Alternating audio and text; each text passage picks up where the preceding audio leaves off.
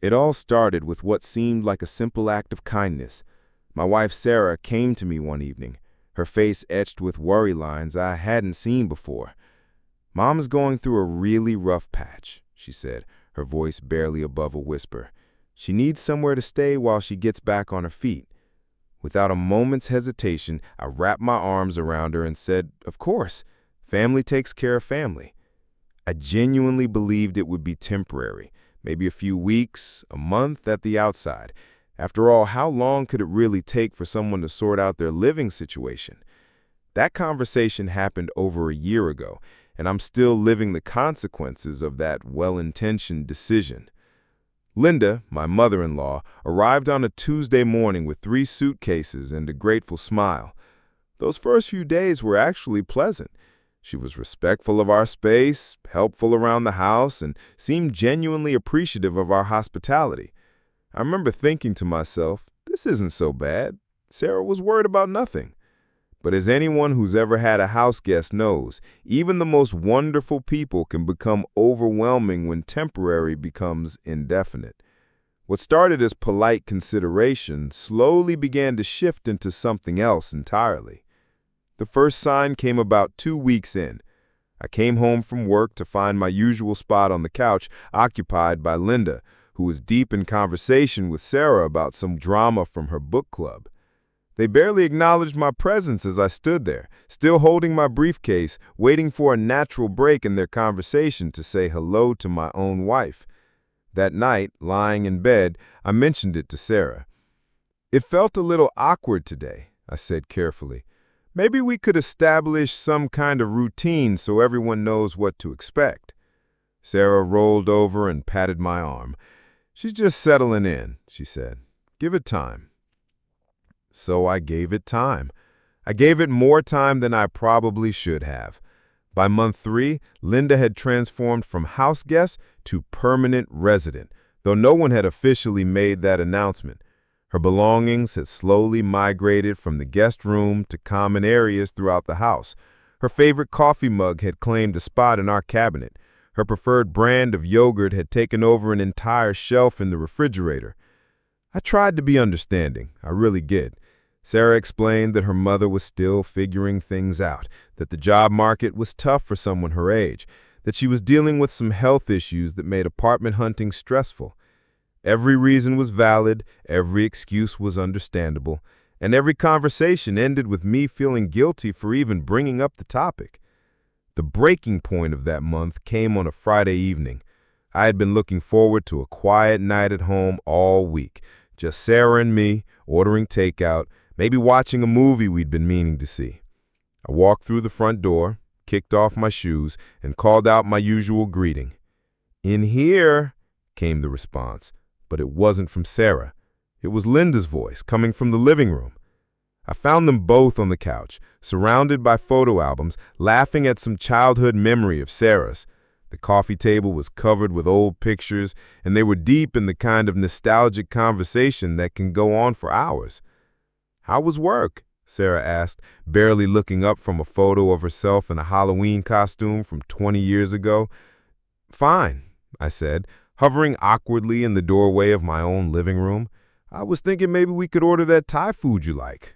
"Oh, Mom and I already ate," Sarah said, finally looking up. "We got hungry and ordered pizza. There's leftovers in the fridge if you want some." I stood there for a moment, processing the fact that my wife had eaten dinner without me, in our home, without even sending a text to let me know. It wasn't malicious, I could see that, but it stung in a way I couldn't quite articulate.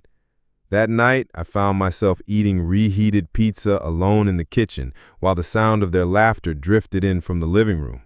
For the first time since Linda had arrived, I felt like a stranger in my own home. Month 4 brought what I now recognize as the systematic erosion of every boundary I thought we had established. It started small, Linda doing our laundry to help out, which meant our clothes were suddenly folded differently and put away in places I couldn't find them. She began cooking dinner most nights, which sounds wonderful until you realize you no longer have any say in what you eat in your own home. But the real violation came on a Friday evening that I'll never forget. Sarah and I were in our bedroom, having one of our increasingly rare private conversations about our weekend plans. We were discussing whether to visit my parents or stay home and tackle some projects around the house, the kind of mundane but intimate conversation that married couples have behind closed doors. The door opened, without a knock, without a pause, without any acknowledgement that this might be an intrusion. Linda walked in carrying a basket of laundry as casually as if she were entering her own bedroom. "I thought I'd get these put away for you," she said, moving toward our dresser without waiting for permission or even making eye contact. I was speechless. Sarah and I had been in the middle of a sentence, clearly engaged in private conversation in our private bedroom, and Linda had just walked in, as if our closed door meant nothing, as if our privacy was optional. "Mom," Sarah said, but her tone was more mildly annoyed than outraged. "Oh, sorry, honey," Linda replied, but she didn't leave. Instead, she began opening our dresser drawers and putting away clothes, humming softly to herself as if nothing had happened. I looked at Sarah, waiting for her to ask her mother to leave so we could finish our conversation in private. Instead, Sarah just shrugged at me and started helping fold the clothes. That was the moment I realized I had lost more than just my living space. I'd lost my sanctuary, my refuge, the one place in the world where I should have been able to expect privacy and peace. Our bedroom, the most intimate space in our home, had become just another room that Linda felt free to enter whenever she pleased. That night, I lay awake staring at the ceiling, feeling like I was slowly disappearing in my own life. I had become a secondary character in the story of my own marriage. By month 6, the damage to our marriage with Sarah was becoming undeniable, even though we were both still pretending everything was fine. Our conversations had devolved into logistics: who was picking up groceries, whether the water bill had been paid, what time dinner would be ready. The easy intimacy we'd once shared seemed like a relic from another lifetime. I found myself staying late at work, not because I had more to do, but because home no longer felt like a refuge. When I did come home, I would retreat to our bedroom, claiming I had emails to catch up on or calls to return. In reality, I was just trying to find some small corner of space that still felt like mine. Sarah seemed oblivious to the change, or perhaps she was choosing to ignore it. She had slipped into a routine with her mother that seemed to fulfill something in her that I apparently couldn't. They had their morning coffee together, their afternoon walks, their evening conversations about everything and nothing. I felt like an intruder in their relationship. One evening, I attempted to initiate the kind of heart-to-heart conversation we used to have regularly. "I feel like we never talk anymore," I said as we were getting ready for bed. She paused in brushing her teeth. "We talk all the time," she said through a mouthful of toothpaste. "I mean really talk, about us, about how we're doing, about our future plans." She rinsed and turned to me. "What's there to talk about? Everything is fine." But everything wasn't fine, and we both knew it. The problem was that acknowledging it would mean acknowledging that Linda's presence was affecting our marriage, and Sarah wasn't ready to have that conversation. "I miss you," I said quietly. For a moment, Sarah's expression softened, and I thought we might actually break through the wall that had been building between us. But then she simply said, "I'm right here," and the moment passed. I realized that she was right. She was right there, physically present in our home, our bedroom, our life. But emotionally, she felt further away than she had ever been. Month 8 brought what I now recognize as the systematic erosion of every boundary I thought we had established. It started small, Linda doing our laundry to help out, which meant our clothes were suddenly folded differently and put away in places I couldn't find them. She began cooking dinner most nights, which sounds wonderful until you realize you no longer have any say in what you eat in your own home. But the real violation came on a Friday evening that I'll never forget. I had been traveling for work, a 3-day conference that I had actually been looking forward to as a brief escape from the tension at home. I returned on a Thursday evening, tired but hopeful that maybe the short break had been good for everyone. I walked into my house to find Linda sitting at our kitchen table with a stack of open mail in front of her. Not just any mail, our bank statements, credit card bills, insurance documents, the most private financial information Sarah and I shared. "Welcome home," Linda said brightly, as if this were the most normal scene in the world. "I thought you'd help you get organized. You had quite a pile building up here." I stared at her, then at the scattered papers, then back at her. "You opened our mail?" I asked. "Well, it was just sitting here," she said, her tone suggesting I was being unreasonable. "I know how busy you both are, so I thought I'd sort through it and make sure nothing important got missed." I picked up one of the bank statements, seeing Linda's fingerprints on what should have been private financial information. "This is our personal mail," I said, trying to keep my voice level. "Oh." I picked up one of the bank statements, seeing Linda's fingerprints on what should have been private financial information. "This is our personal mail," I said, trying to keep my voice level. "Oh, honey, don't be so formal," she laughed. "We're family." That word, family, hit me like a slap. Yes, we were family, but that didn't give her the right to violate our privacy so casually, so completely. I looked around for Sarah, hoping she would back me up, hoping she would explain to her mother why this was inappropriate. Sarah walked into the kitchen at that moment, took one look at the scene and said, "Mom, you probably should have waited for us to go through the mail." Probably should have waited. Not, "This is completely inappropriate," or "You can't open our private mail," just a gentle suggestion that maybe she should have waited. Linda waved dismissively. "I was just trying to help. I found a couple of bills that are due soon." And just like that, the violation was reframed as a favor. I was expected to be grateful that my privacy had been invaded for my own good. I looked at Sarah, pleading silently for support, for validation that this was not okay. Instead, she said, "What bills?" and sat down to look through the stack with her mother. I walked out of the kitchen, out of the house, and drove around for 2 hours trying to process what had just happened. When I returned, the mail had been neatly stacked on the counter with a handwritten note from Linda. "All organized. The electric bill is due Monday. Linda, heart." The heart at the end of her name felt like mockery. That night, sitting alone in our bedroom while Sarah and Linda watched a movie in the living room, I found myself doing something I never thought I'd do, sharing my personal problems with strangers on the internet. I'd heard of Reddit before, but had never been a user. Desperate for perspective, I created an account and found my way to r/AmItheAsshole. I spent over an hour crafting my post, trying to be fair to everyone involved, while honestly describing how trapped and frustrated I felt. I included every detail I could remember, from the way Linda had rearranged our living room to the mail incident that had pushed me over the edge. I tried to present the facts without editorial comment, though I realize now that my pain probably seeped through anyway. The title I chose was simple: "Am I the asshole for wanting my mother-in-law to move out after 8 months?" I hit post at 11:47 p.m. and immediately regretted it. What was I doing? Airing my personal business to strangers on the internet? Seeking validation from people who didn't know any of us? I almost deleted the post immediately, but I didn't. Instead, I closed my laptop and tried to sleep, though I found myself checking my phone every few minutes to see if anyone had responded. The first response came at 12:23 a.m.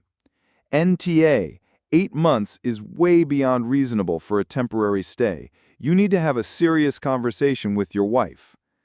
By morning, there were dozens of responses. The overwhelming consensus was that I was not, in fact, the asshole in this situation.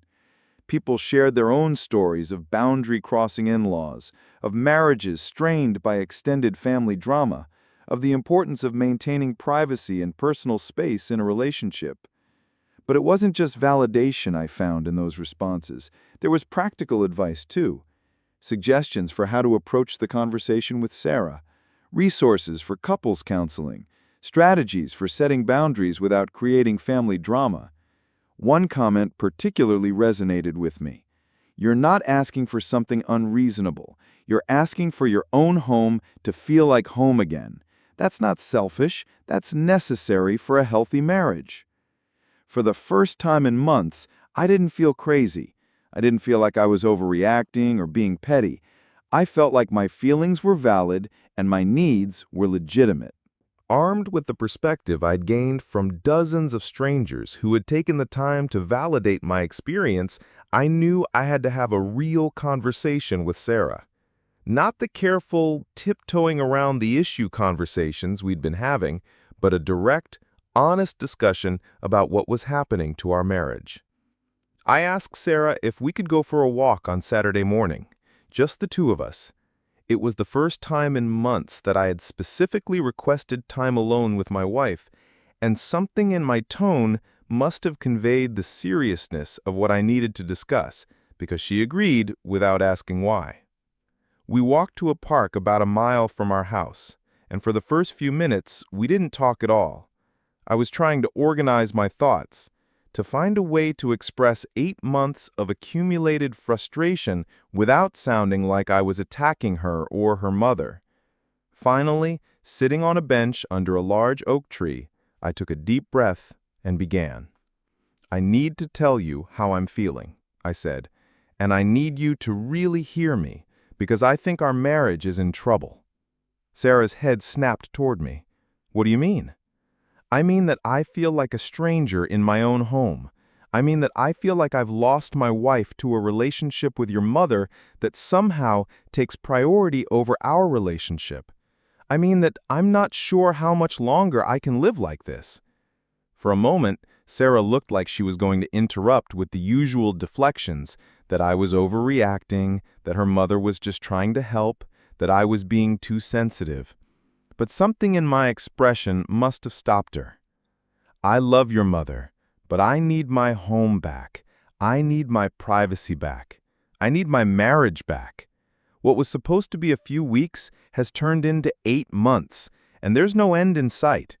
I feel like I don't matter in my own life anymore." Sarah was quiet for a long time, staring at her hands folded in her lap. When she finally spoke, her voice was small. "I didn't realize it had gotten that bad." "It has," I said gently, "and I should have said something sooner, but I kept hoping it would get better on its own. Instead, it's gotten worse." We talked for over an hour on that bench. Sarah admitted that she had been so focused on helping her mother that she hadn't considered how it was affecting me. She acknowledged that the boundary violations were real and that they needed to be addressed. Most importantly, she admitted that she had been avoiding difficult conversations because she was afraid of having to choose between her husband and her mother. "You shouldn't have to choose," I told her, "but you do need to help me create some boundaries that allow all of us to coexist respectfully." For the first time in months, I felt like I was talking to my wife, really talking to her, instead of trying to communicate through the filter of her mother's presence. The conversation with Sarah was just the beginning. We both recognized that we needed professional help to navigate this situation without destroying our marriage or our family relationships. Sarah found a couples therapist who specialized in family dynamics and boundary issues, and we scheduled our first appointment for the following week. But we also knew we couldn't wait for therapy to start addressing the immediate problems. That evening, Sarah sat down with her mother and had a conversation that was long overdue. I wasn't present for that discussion. Sarah and I had agreed that it would be better coming from her, but I could hear the tone of it from our bedroom. There were raised voices, tears, and what sounded like some very difficult truths being shared. When Sarah came to bed that night, she looked emotionally exhausted but relieved. I told her about the mail, about walking into our bedroom, about how we need more privacy and space, she said. She was hurt at first, but I think she understood when I explained that this isn't about not loving her or not wanting to help her. We established some basic rules: knocking before entering any closed door, asking before going through any mail or personal items, and giving us at least 2 evenings a week where Sarah and I could have dinner alone together. They weren't revolutionary boundaries, but they were a start. Linda's reaction was mixed. She seemed genuinely surprised that her behavior had been perceived as intrusive, and there were some hurt feelings to work through. But to her credit, she made an effort to respect the new boundaries we'd established. More importantly, we also set a timeline. Linda would have until the end of the year, about 4 more months, to find her own place. Sarah would help her with the apartment search and the transition, but we all needed to work toward restoring our home to just being Sarah's and mine. Our first therapy session was awkward and uncomfortable, as I suppose most first therapy sessions are, but the therapist helped us understand some patterns we'd fallen into. How Sarah's desire to help her mother had caused her to inadvertently prioritize that relationship over our marriage, and how my conflict avoidance had allowed resentment to build up to a dangerous level. I wish I could say that setting boundaries and starting therapy immediately fixed everything, but recovery from months of relationship strain doesn't happen overnight. We had good days and bad days. There were times when old patterns would resurface, when Linda would forget about knocking, or when Sarah would slip back into making decisions without consulting me. But gradually, incrementally, things began to improve. Linda found a part-time job that gave her more independence and self-confidence. Sarah and I started having regular date nights again, even if they were just walks around the neighborhood or dinner at home after Linda had gone to bed. We began talking about future plans again, vacation destinations, home improvement projects, career goals, conversations that had disappeared during the months when our focus was entirely on managing the day-to-day challenges of our living situation. The therapy sessions were harder than I had expected, but more valuable than I had hoped. We learned about communication patterns we hadn't even realized we'd developed. Sarah discovered that her tendency to avoid conflict had actually created more conflict in the long run. I learned that my resentment had built up partly because I hadn't been clear about my needs from the beginning. One particularly breakthrough session came about 6 weeks into therapy. Sarah was describing how torn she felt between wanting to help her mother and wanting to preserve our marriage. When the therapist asked her a simple question, "What would helping your mother look like if it actually strengthened your marriage instead of threatening it?" That question reframed everything. Instead of seeing my needs and Linda's needs as competing priorities, we began to look for solutions that addressed both. We helped Linda apply for senior housing programs. Sarah started having mother-daughter time outside of our home, lunch dates, shopping trips, visits to museums. We all began to see Linda's eventual independence not as abandonment, but as the healthy goal we should have been working toward all along. Linda moved into her own apartment on December 15th, just 2 weeks before our self-imposed deadline. It was a small one-bedroom place about 15 minutes from our house, close enough for regular visits, far enough to give everyone breathing room. The day she moved out was emotional for everyone. Sarah cried, Linda cried, and I'll admit, I got a little choked up too. Despite everything we'd been through, Linda wasn't a villain in this story. She was a woman who had needed help, and we were a family who had tried to provide it. The problems arose not from malicious intent, but from a lack of clear boundaries and communication. That first evening alone in our house, just Sarah and me for the first time in over a year, felt surreal. We ordered takeout from our favorite Thai restaurant and ate it on the couch while watching a movie, something we hadn't done in months. It was such a simple pleasure, but it felt like a luxury we'd forgotten we could have. "Do you think we'll be okay?" Sarah asked as we were getting ready for bed. I considered the question seriously. The past year had tested our marriage in ways I never could have anticipated. We'd made mistakes, hurt each other's feelings, and allowed problems to fester longer than we should have. But we'd also learned to communicate more directly, to set boundaries more clearly, and to prioritize our relationship even when it meant making difficult decisions. "I think we'll be better than okay," I told her. "I think we'll be stronger." Looking back on that year now, I can see it as a turning point in our marriage. Not the crisis I thought it was at the time, but an opportunity to learn skills we probably should have developed years earlier. We learned that kindness without boundaries isn't actually kind to anyone. We learned that avoiding difficult conversations doesn't prevent conflict, it just delays and amplifies it. We learned that a strong marriage requires regular maintenance and honest communication, especially when external pressures threaten to derail it.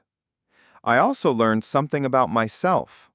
I had always prided myself on being easygoing and accommodating, but I discovered that those traits could become problematic when taken to extremes. There's a difference between being considerate and being a doormat, between being flexible and losing yourself entirely. The Reddit community that had provided me with perspective during my darkest moments taught me that seeking help, even from strangers, isn't a sign of weakness. Sometimes an outside perspective is exactly what you need to see your situation clearly. The dozens of people who took the time to respond to my post gave me the courage to advocate for my own needs and the validation to trust my own feelings. Sarah learned that her instinct to help others, while admirable, needed to be balanced with attention to her primary relationships. She learned that she could be a good daughter without sacrificing her role as a wife, and that setting boundaries with family members isn't a betrayal, it's a necessity for healthy relationships. It's been 6 months since Linda moved out, and we've settled into a rhythm that works for everyone. Linda visits for Sunday dinner most weeks, and Sarah visits her mother every Thursday evening. They've maintained their close relationship while giving my marriage the space it needs to thrive. Linda seems happier and more confident in her own space. She's made friends in her apartment complex, joined a book club, and even started dating someone. A development that surprised all of us but has been wonderful to watch. Her independence has been good for her self-esteem and good for our family dynamics. Sarah and I still go to therapy occasionally, not because we're in crisis, but because we've learned to value the tools and insights it provides. We've gotten better at having difficult conversations before they become explosive arguments. We've learned to check in with each other regularly about how we're feeling and what we need. Our home feels like home again. We have friends over for dinner without worrying about whether we're imposing on a house guest. We can have spontaneous romantic evenings without planning around someone else's schedule. We can walk around in our pajamas and have private conversations and leave our mail unopened on the counter without worry. But perhaps most importantly, we've learned that our marriage is resilient enough to weather significant challenges when we're willing to work together to address them. We've learned that we can disagree about important things and still love each other. We've learned that asking for what you need isn't selfish, it's necessary. Epilogue. For anyone going through something similar. If you're reading this because you're in a similar situation, whether it's an extended house guest, boundary issues with family members, or any other challenge that's putting strain on your primary relationship, I want you to know that your feelings are valid. You're not selfish for wanting privacy in your own home. You're not unreasonable for expecting your marriage to be your first priority. You're not wrong for feeling overwhelmed when your living situation becomes something you never agreed to. But I also want you to know that these situations can be resolved without destroying relationships. It requires honest communication, clear boundaries, and often professional help. But it's possible to find solutions that respect everyone's needs. Don't wait as long as I did to address the problem. Don't assume it will resolve itself. Don't let resentment build up until it threatens the foundation of your marriage. Have the difficult conversations early, seek help when you need it, and remember that setting boundaries is an act of love for yourself, for your spouse, and even for the family members whose behavior needs to change. The year I spent living with my mother-in-law was one of the most challenging periods of my marriage, but it was also one of the most educational. I learned things about myself, about Sarah, and about relationships that I probably never would have learned otherwise. I wouldn't choose to repeat that experience, but I'm grateful for what it taught us. Our marriage is stronger now because we've learned to fight for it when it needs fighting for. We've learned to communicate more clearly, set boundaries more firmly, and prioritize each other even when it means making difficult decisions about other relationships. That's not just a lesson about dealing with in-laws. That's a lesson about building a marriage that can weather any storm. And to the Reddit community that provided perspective when I needed it most, thank you. Sometimes strangers can offer the clarity that those closest to us cannot. Your gift of perspective changed everything. This story is a reminder that even the most well-intentioned family arrangements can become problematic without clear boundaries and honest communication. If you're facing similar challenges, consider seeking professional help early rather than waiting until the situation becomes a crisis. Marriage is worth fighting for, but it requires both partners to be willing to have difficult conversations and make necessary changes.